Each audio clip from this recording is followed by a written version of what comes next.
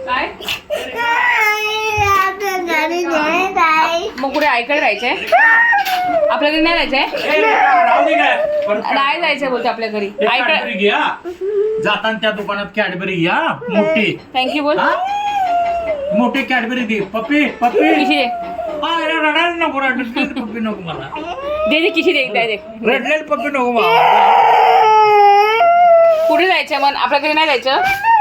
मग आईकडे थांबायचं आपण परत येऊया चल आईला किशी दे पहिला आईला किशी दे